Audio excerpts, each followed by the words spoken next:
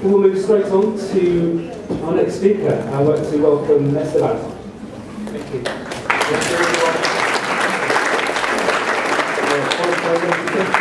Thank you for qualifying me as a speaker. I don't know, I'm not pretty sure of that. But really, thank you about all the team of the Biennale. They did an excellent job. And especially thanks to Martin Park for reminding. Well, that might be your part of not really excellent job, but anyway.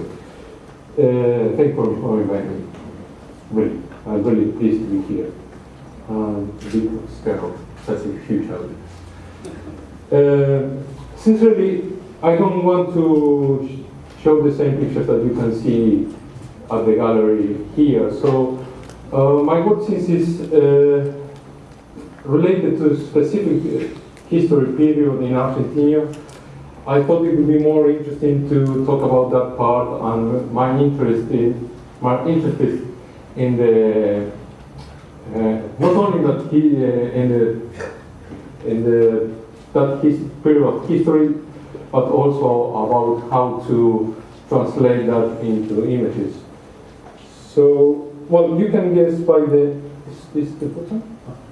No, this is one. Well, which is the self-destruction button? Good. Okay. Well, as you can guess by then, yes, it's one. I guess, yeah, you should run it. Ask me. Well, as you can say, guess by the title of the exhibition, the work is about this man, Francisco Salamone. Well, part of the image is missing. Anyways, he went to Argentina when he was a child at the beginning of the 20th century. He was born in Italy, and he studied first as a technician in the Oct school, the technical school, where I attended after 70 years to the same school, and he also graduated as architect and as engineer in Cordoba. He did quite few not very important projects in his early career, but the most important, I think, work he did, it was done from 1936 to 1940, when he was commissioned by his friend, the governor Fresco, that was we could say right-wing party governor at that time. He was commissioned to build around 50 buildings in very small towns in the province of Buenos Aires that are around 300 and 500 miles from the city of Buenos Aires. And these buildings were very iconic, and especially because there were only three kinds of buildings, which are town halls, slaughterhouses, and cemeteries. It's really kind of part of the image missing, so we have half of the cemetery on that. I hope we don't miss really important information on the next images. Sorry, I lost that. Well, he was hired to build this kind of iconical. Sorry, question. We are really missing part of the images. I mean, is there something we can do about? I don't know if it's resolution of the screen or something.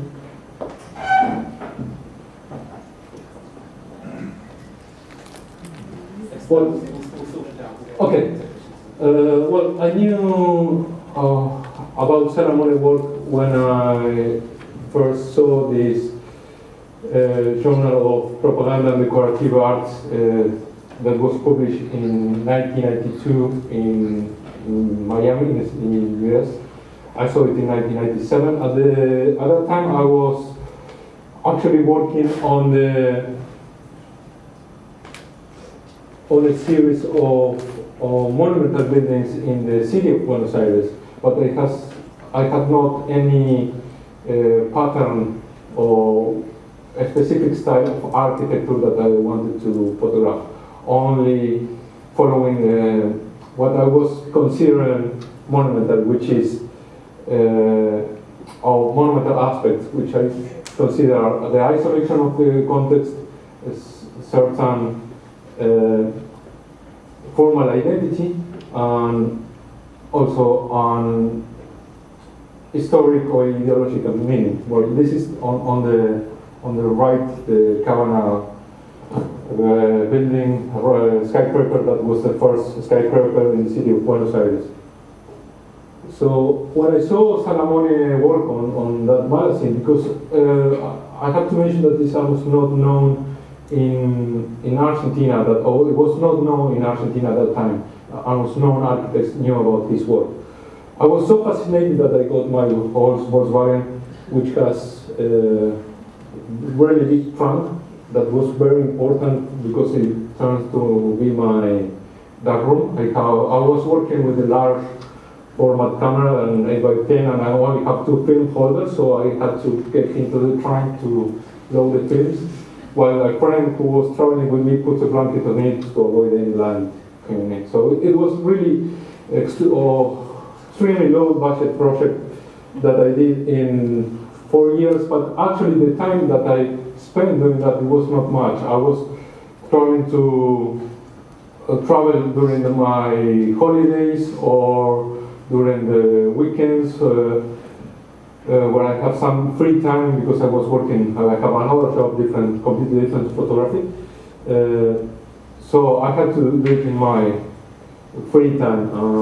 That I think was the reason to took that long, and well, the reason that I work in that way with really low budget. Well, you can see there that this was a panoramic camera that I was using at that time for the panoramic pictures.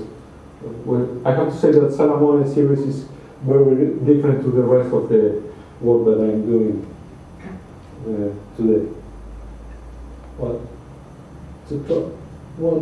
it's a pity that we are really missing. Yeah, I mean, it's something about the screen resolution or something. We are really Yeah, we need to get this dealt with.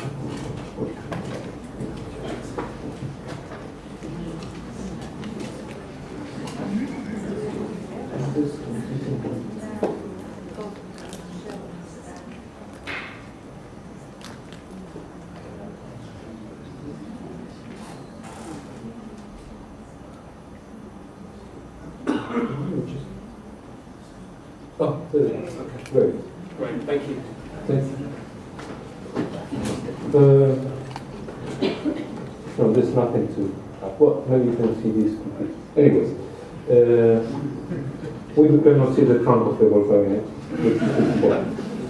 Well, to work in that way was very exhausting, as you can see in that picture. Wow. Because I was shooting during the all night. I mean, trying to reach especially the slaughterhouses of the cemetery to set up the camera first before the dusk, because otherwise it would be really difficult to focus the new camera.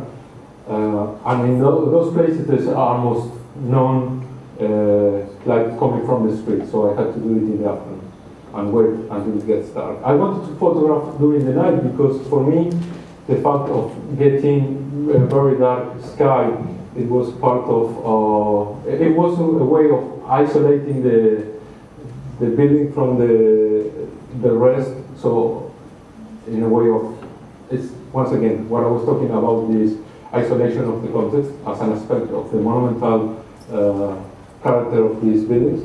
And also I was able to have a light that comes from the ground, so the shadows goes up. And from my point of view, that increased the sense of scale of that buildings, which are really huge. I mean, you can see this portal of the cemetery in La Pria. And the most interesting thing is the place where they are located, which is the Pampa. It's extremely flat landscape. So these buildings are really, it seems, that pop-ups from this boring, in a way, landscape. For miles and miles, it seems it's always the same. And some of them can be seen from miles away. Well, this is maybe what I was talking, we can see here what I was talking about, this kind of light.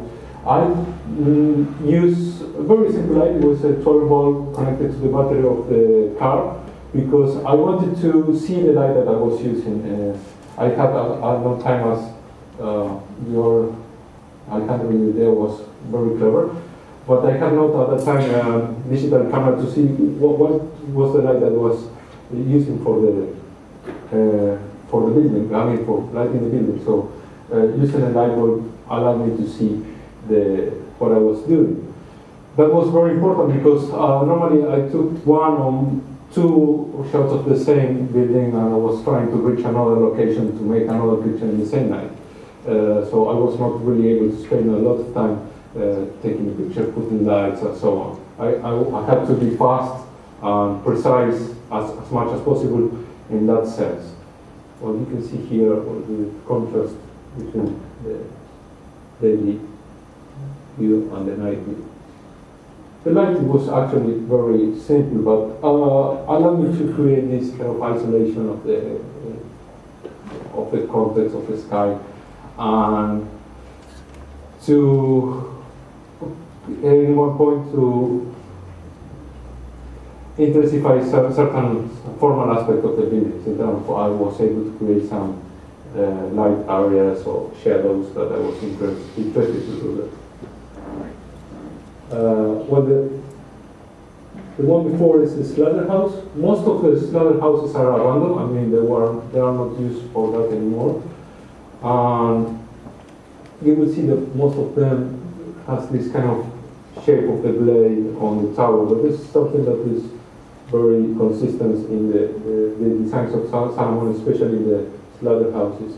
One which is very interesting, or has a very interesting history, is the one in Carré. What you can see on the square is actually the satellite view of the building, which is now in the middle of the lake. In 1985, there was a big flood because the dam collapsed, and this lake area was created in a way. So now the slaughterhouse is part of the building is under the water. I went 2 times there trying to photograph the level of the water was too high, so I was not able to reach that place. And the 3rd time, the level of the water went a bit down, so I was able to get dry land to photograph, to place the camera to photograph. Well, actually, one of the legs of the tripod, it was in the water.